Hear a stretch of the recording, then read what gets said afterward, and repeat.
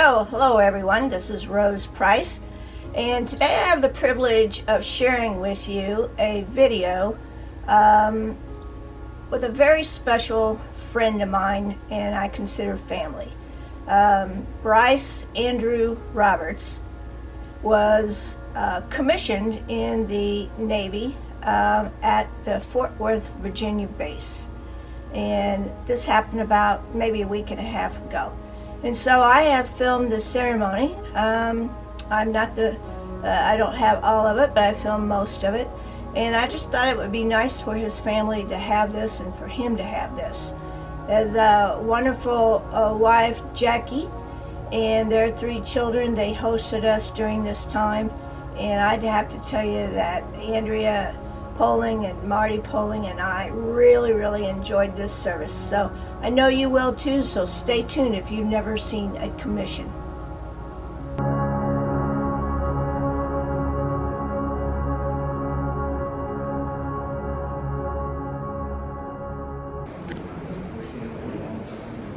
Ladies and gentlemen, please silence your cell phones at this time.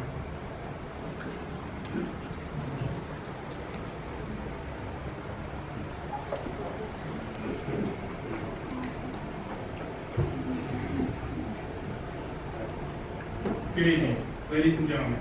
I welcome you to the commissioning ceremony of Chief Petty Officer Bryce Roberts. All guests, please remain uncovered throughout the ceremony. Will the guests please rise and remain standing for the national anthem and invocation of Miss Carla Roberts. The Able Sea Cadets Top Header Squadron will now parade the colors.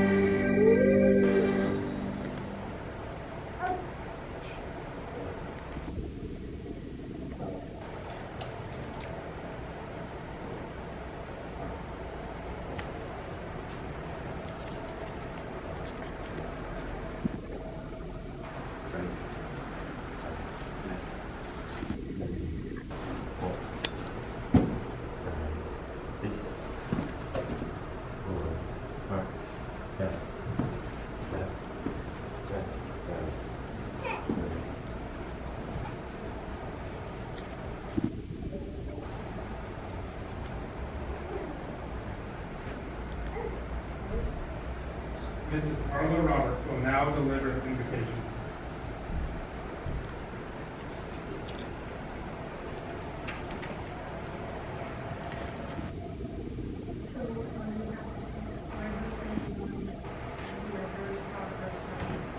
There was a time when we were going to join the Navy and we weren't sure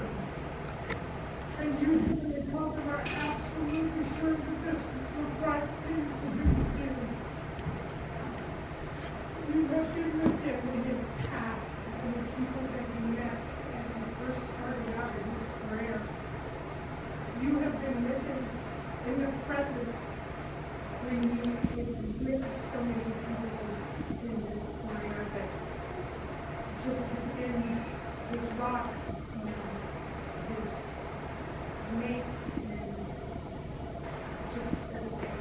And we ask you, Heavenly Father and Holy Spirit, please continue to guide him on the path that you are sending him on as he becomes an officer in the Navy. We are so proud, and we are so thankful to you for being with him, for guiding him. Thank you.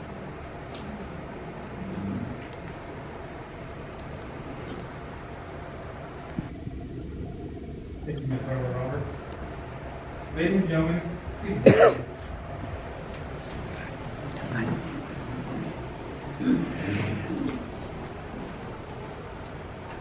Distinguished guests, shipmates, families, friends, good evening. Welcome once again to the commissioning ceremony of Chief Petty Officer Bryce Roberts.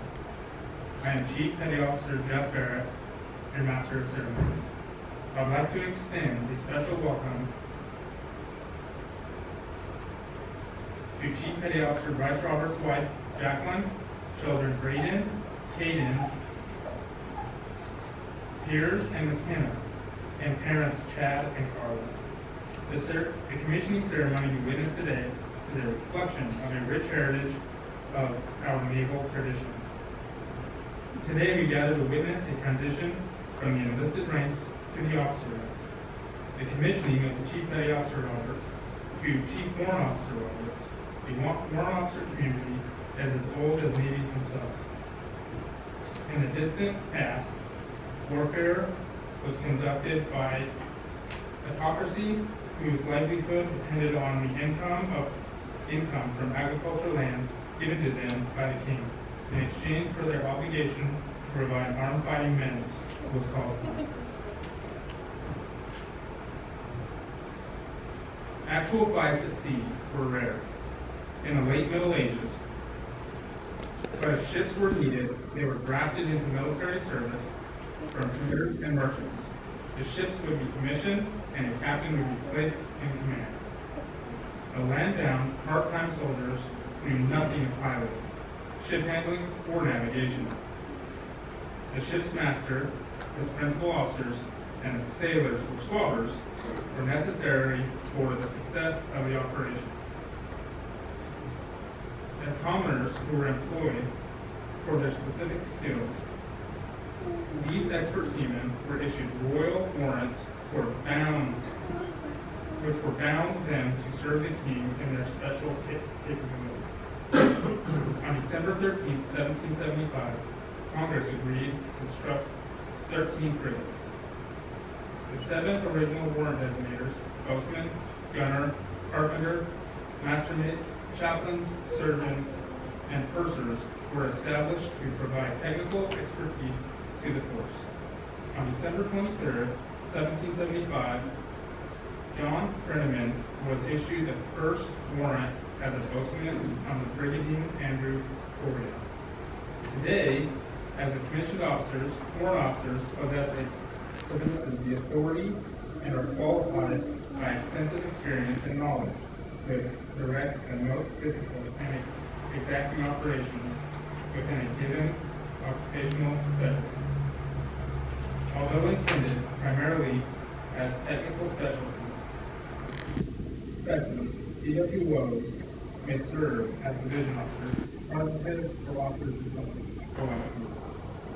Although the warrant officer ranks after the warrant officer ranks after the junior officer, they are recognized for being highly skilled at the profession. This is the heart of the Navy Mustang, or why a Mustang. Mustangs are wild animals. Although they are detained and saddle broken, Mustangs can unexpectedly revert to old habits and need to be handled carefully. By the same token, since a Mustang was formerly a wild and free animal, it may very well be wiser, more capable, and have a better survival instinct than thoroughbreds. the Mustang can take care of itself when things get tough, thriving on rough treatments, while the thoroughbred, having been pampered its whole life, cannot. You can easily see the parallel between the horses and the naval officers. The term Mustang is used in a complimentary sense most of the time. A warrant officer is an officer by appearance, yet in the minds of the top brass, they are enlisted technicians at heart. At this time, it is my pleasure to introduce the guest speaker, Colin Barber Price. Raised in Brandon, Florida, Commander Price received his commission from the United States Naval Academy in 2001. He was designated a naval aviator in January 2004, and was selected for follow-on training in the F-18 school. He holds a Bachelor's of Science in System Engineering, a Master's of Arts in Diplomacy with a concentration of International Terrorism from Norwich University, and is a graduate in the Navy's Nuclear Power Program.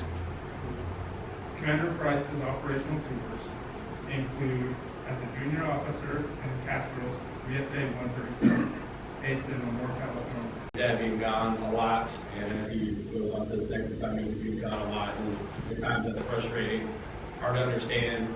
And one day I hope you understand that he's doing it for a reason. If we want the Navy to be strong, we need guys, men and women of a caliber like your father to stay in the Navy, keep the Navy as the most powerful Navy in the world. So I appreciate that. So one day you understand, I promise. Until then. So first what I'm going to talk about is kind of this concept of a trusted agent. It's something I think about when I think of the limited duty officer or Mustang community. I've been fortunate in my time in the military to have a good number of trusted agents. In the military, we work in a very vertical chain of command. As a boss, kind of you've got the people you report to and then the people that report to you. And sometimes that gets you into a scenario like the Emperor's New Clothes, where you think everything is good and no one's going to call you out on it. You got to make sure that you have someone that works for you that's going to call you and be that boy in the crowd that lets you know that you're not wearing any clothes. For me, that was usually my limited duty officers in the squadron. And that's what I've always appreciated in knowing that, and who those trusted agents are, who they can trust.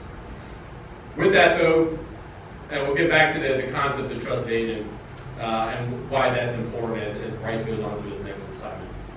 But most importantly, let's talk about how Bryce and my careers has paralleled from start to finish. So, joined 102 in Japan. When I got there, there was this tall, gangly guy with a lot of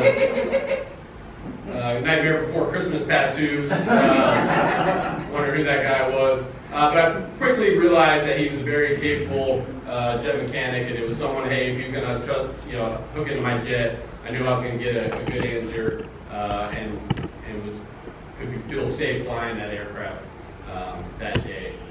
Well, as I got to 102, one of the first jobs I had was as an admin officer. And I'm going to let you guys on the secret. Everyone thinks that Top Gun is a great recruiting ad for naval aviation. The problem is they never showed Maverick with a stack of blue folders, chopping evals, or writing papers, or trying to push through orders to the defense travel system. Though while I was there, I did come across a young YNSN Jacqueline Gould, which will play a part here in a little bit. So I'm 6 months into being an admin officer and quite miserable. We're on detachment in Australia, and we had finished up our detachment, and like any good squadron, what do? We throw a party. And you think that the Australians would be down for you drinking beer on their base in Australia, but they weren't too happy about it. And it might have been because I think between the 100 of us that were there, we drank about 800 beers that night. You can do the math, but it was a long and fruitful evening. But during that evening, I had been told by my commanding officer that he was actually going to move me over to maintenance officer when we got back to the detachment. And that was a pretty, when I look back, I think that was a very kind of watershed moment for me. Because at the time, I had just joined the Navy, really to, hey, fly airplanes, and I didn't really know what this leadership thing was about. So I was excited to become maintenance officer, but also had a little bit of trepidation of how do I do this job properly. So as that night, I'm walking around and I end up sitting down at a table, and we're just chatting with young YNSN Gould, who has been working for me in the admin department. We're sitting around talking with a couple other people, drinking beer, listening to Thrift Shop by Macklemore on repeat that evening. But it was a good conversation, and that's when I realized, I was able to talk to sailors. It was something I was able to do, and that night kind of gave me the confidence that, hey, I can go into the maintenance department. I just need to know how to talk to the sailors and get what makes them tick and keep them going. Bryce was at that table that night. We talked a lot about what it took to be, a good second-class petty officer, which is what he was at the time, which is being a good, solid technician where he was. All right, so now fast forward. I'm showing up to BFA 154 Black Knights, BKR. We got some alumni here. So they're used to this, me just shooting off the cuff, by the way, so they know what's coming. So when I get there, I find out there's this tall first-class Gateway petty officer now with a lot of Nightmare Before Christmas tattoos. And I was like, hey, I recognize that guy. And I was like talking to the CO at the time. I was like, hey, that guy is sharp. And CO was like, he's had a little bit of a hiccup. And at the time, Bryce had been the LPO, leading petty officer for the mech division, and made a mistake, and we caused some damage to his jet. And I think that was a very humbling moment. And when I did your re-enlistment a couple years ago, I think we talked about that moment of, hey, sometimes we need to get knocked back and humbled a little bit, and it only makes us stronger. And so, he got humbled pretty early on, but we moved him over to the quality assurance office where he became the LPO there and crushed it. Did exactly what we wanted him to do, which is go in there and teach the rest of the young sailors to learn from his mistakes. And he did. He did a great job. And so we go on deployment, and he's still the QA LPO. And then, I get that phone call at 5 in the morning, and as a commanding officer of the squadron, if your phone's ringing at 5 in the morning, it's never for a good reason. Well, the reason I was getting a call this morning was because the captain of the aircraft carrier on the Theodore Roosevelt was letting me know that one of my sailors was one of the first to test positive for COVID. So, at this point, I've been in the Navy for about 18 years. I know how to fly aircraft. I know how to lead a strike fighter squadron, but I had no clue how to lead a squadron that's going to now deal with what we've dealt with for the next 3 months. And to really give you the graphic image, I'm sitting there at my desk in my underwear at 5 in the morning, kind of just staring at the wall going, well, what next? Well, obviously no one really knew what was going to happen next, and we're still trying to figure it out 2 years later. But the long story short is a couple hours later, 135 of our sailors got locked away in quarantine in a male berthing about the size of this room, right? So 135 sailors put in there as we try and figure out what we were going to do. This is 8 days later is about the time we get inside and we actually start getting out the ship. So we have 135 sailors quarantined with kind of no idea what's going on. So I'm going down there every day talking to them. And who was the senior petty officer kind of in the berthing? Who was my point of contact? It was Bryce Roberts there. So we're doing kind of a hostage negotiation from 6 feet away. I can't go in the berthing, he can't leave the berthing. I'm standing there, he's asking me questions, and I think probably my response most of the time was, I don't know, I don't know. But, that was the important thing, is that we kind of just we were transparent with each other on what we needed, and we were honest with each other. And we kind of just kept talking back and forth, and we got through it. And I was very proud of the squadron for that. That was a tough couple months as we were trying to figure out what to do. But hey, we get back from being quarantined, we get back on the carrier, get back to flight operations about this time. Now we start putting him behind the desk to release aircraft, which as a first class petty officer is a big deal. And again, he crushed it. And I knew anytime I walked up to the desk, the signs for a jet with him briefing me on it, I knew I was getting the real deal. And again, that jet was going to be safe to go flying as well. Now we fast forward. He's been doing a great job as a chief petty officer, and then now has been picked up as that Mustang. So going back to that kind of conversation, the trusted agent is what I expected you as a LDO, but I tell you what, man, you've been my trusted agent for about 10 years now. So just keep doing what you're doing. I'm proud of you, and congratulations. So, thank you.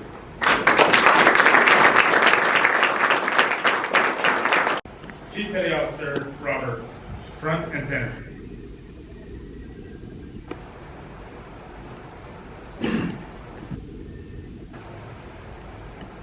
For his tour of duty while assigned to the Center of Naval Air Technical Training Command, Oceana, he was awarded a Navy and Marine Corps Achievement Medal in lieu of paperwork. The Chief's Mess will now present a gift to Chief Petty Officer Roberts. Chief Petty Officer Lorenzo Newkirk will now present the Chief's Mess gift to Chief Petty Officer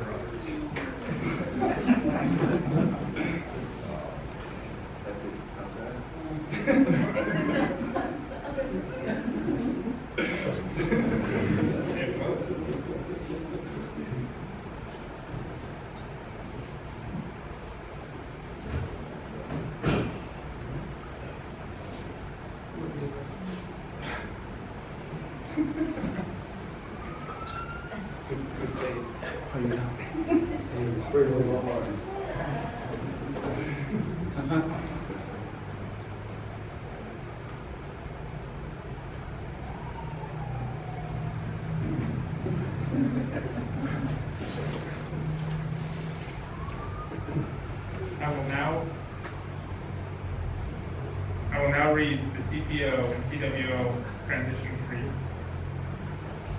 Chief Petty Officers, active and retired. Attention.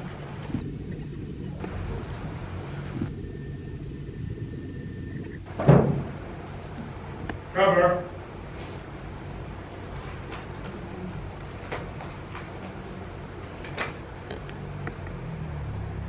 Two. You have this day experienced that which comes to many of us who serve as the Chief Petty Officer in our Navy. I say our Navy because your departure from the fraternity of Chief in no way terminates our relationship, our regards, our obligations to serve, and our fellow Chief Petty Officers. The respect that you have earned as a Chief was based on the same attributes you will carry into your leadership role as a commissioned officer. Have no regrets. We view commissioned officers not as an end to an era, but as that you have been and always will be accepted member of the most exclusive and maritime fraternities, that of the United States Navy Chief Petty Officer. Master Chief Petty Officer Nikki Williams, Senior Chief Petty Officer Rick Dayoff, and Senior Chief Petty Officer Dave Young, retired, front and center.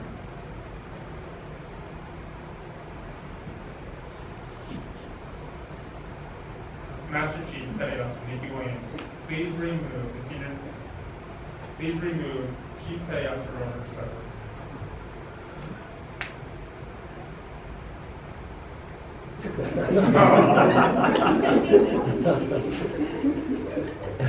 Senior Chiefs, please remove Petty Officer Roberts' port and starboard hand.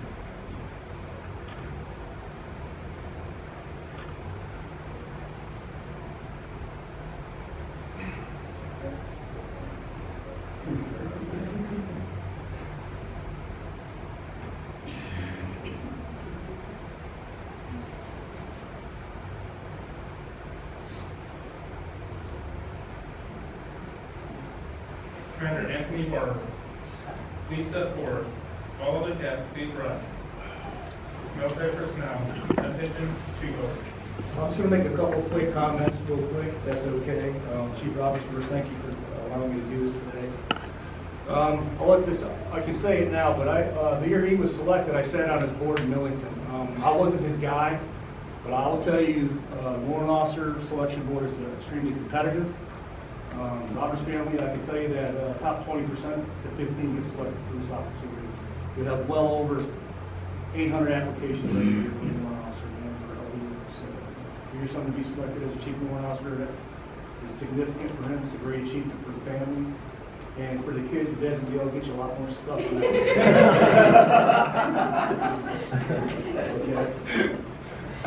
Got 2 cars to buy there, you got car insurance, I mean, I live with that, I got 3 daughters, so I know this all about. So it's a great achievement, and, just recognize this day, and I appreciate having you here.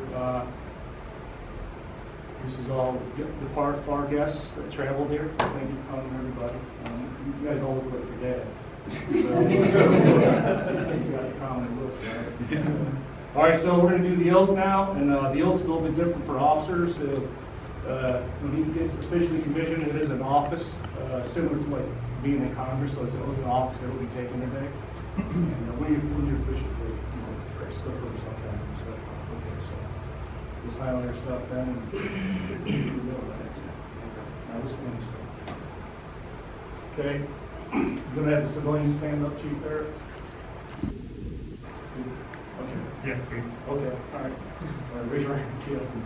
I state your name. I, Bryce Andrew Roberts, Do solemnly swear do solemnly swear to support and defend to support and defend the Constitution of the United States the Constitution of the United States against all enemies, against all enemies, foreign and domestic, foreign and domestic, that I will bear true faith I will bear true faith and allegiance to the same, and allegiance to the same. I take this obligation freely, I take this obligation freely without mental reservation without mental or reservation purpose of evasion, or purpose of evasion, and I will faithfully discharge and I will faithfully discharge the office the office for which I am about to enter. for which I am about to enter. So help me God. So help me God. Congratulations to you. Chief Warren Officer.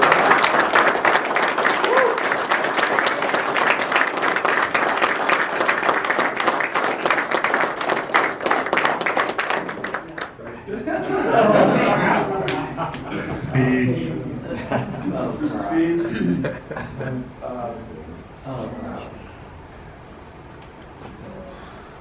So it's been a crazy week. So I never told my parents that I was going to go join the Navy. So when I got back from MEPS and actually had already signed a contract and did the oath at MEPS and everything, that's when I finally came back and told my parents that I joined the Navy. So I called my mom and I'm like, hey, you guys got some time? Like, we need to talk. And she's like, yeah, sure, come over. She seemed kind of questionable on the phone though, so I'm like, no, do they think I did something else? Like, what's going on? So I show up at the house, and apparently my mother had seen me in the back of a Chevy Impala driving up to Denver, which is where the MET station was, and she thought I had gotten arrested. And that I was going to be going to jail. So when I finally was sitting with them and I told them, there was some reservations, I think, from my dad. And I had a few problems up until that point. And I don't think that he really thought that I was going to commit to it. I'd kind of been a little wishy-washy up to this point. And so when I told him, he was like, yeah, okay, cool, maybe, yeah, all right, whatever. And I'm not really sure that he even thought I was going to make it through boot camp. But during boot camp, so I sent letters home to my parents. I'm trying to keep them apprised as much as I can, but you know how mail systems work in the Navy, like, right?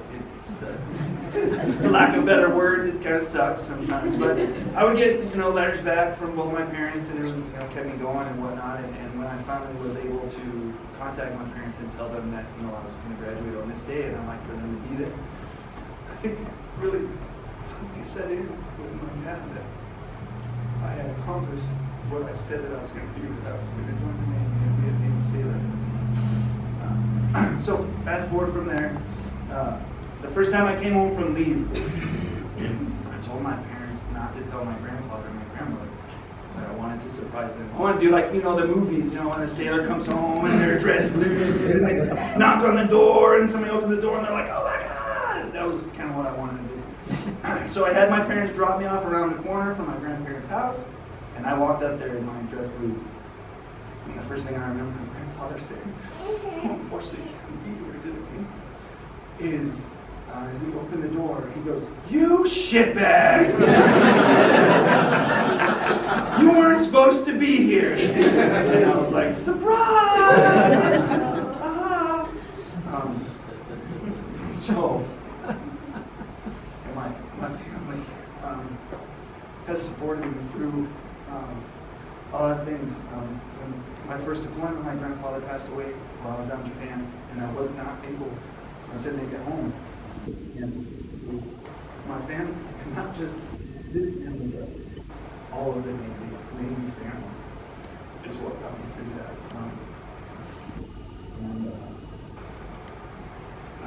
Just like Grandma Bryce said in 102, like I stroked as a second class, and I thought I was, the best second class in the world, and I thought that I could do no wrong, and that there was nothing that I could get in trouble for, and I was just gonna keep going, and nobody could say nothing to me. And then I get to 154, and I made a big mistake on an aircraft that could have cost somebody their life,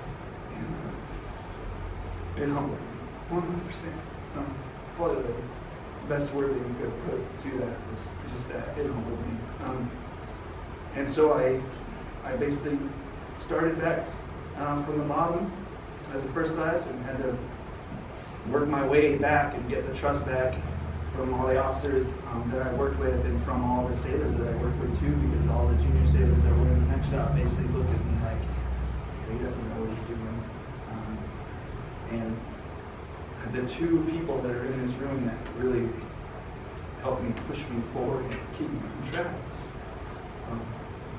Senior Chief Dave Young and Senior Chief Rick Bayoff. And they were my push rod, I would suppose, because there were times where I was like, no, I'm never going to come back from this. I'm just gonna skate by and do my job, but I'm not going to push any harder. And neither one of them would let me do that. It was constant. What are you doing? Why aren't you doing this? You need to do better at this. You need to push harder. You need to move this. You need to. And at times I would tell Jackie, I'd be like, I'm overwhelmed. I don't know what's going on. She'd be like, just take a breath and just keep going. And that one there is the best thing that I've ever gotten in my whole life. If you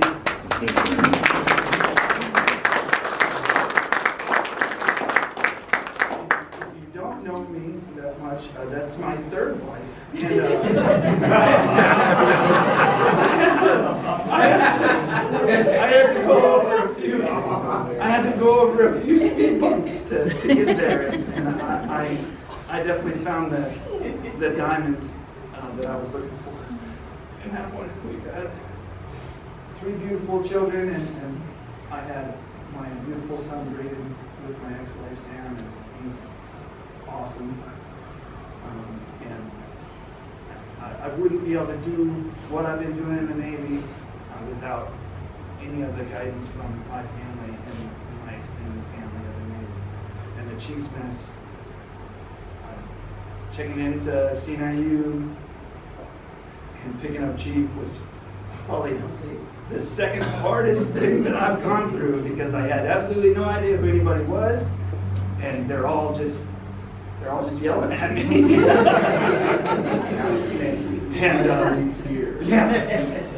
Who are you? And what are you going to do? And why? And after getting pinned as a chief and going through that ceremony and getting read the Chief's Creed and finally understanding what it is to be a chief, their leadership has made me even better throughout the year and a half that I've been at CNIU. So for all of the chiefs that are at CNIU and any of the chiefs that are in here that I've talked to and got leadership guidance from, I thank you 100%. Because without all the guidance from my family and Commander Bryce, Commander Barber, and all the chiefs and all the sailors and everybody, I would not be here today. So thank you to everybody.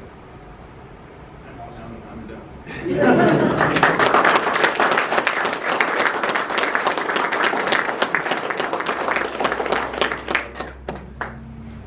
At this time, for Warrant Officer Robert Twice, children and father please step forward?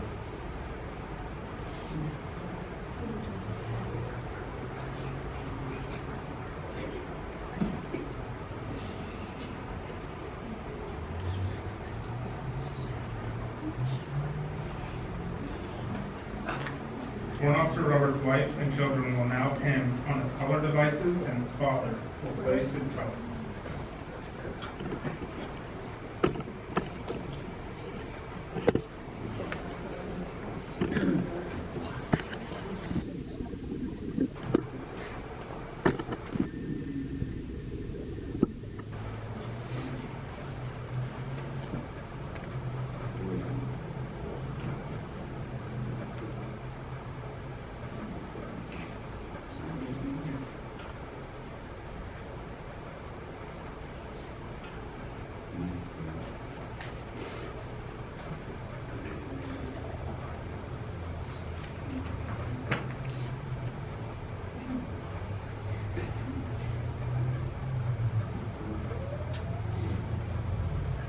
Can you do it when you stand up? I'll turn around so you can see. Fine, you little smart ass. I know it's how it's supposed to sit. You taught me. Thank you. Yeah, all right. Now. I love you very much.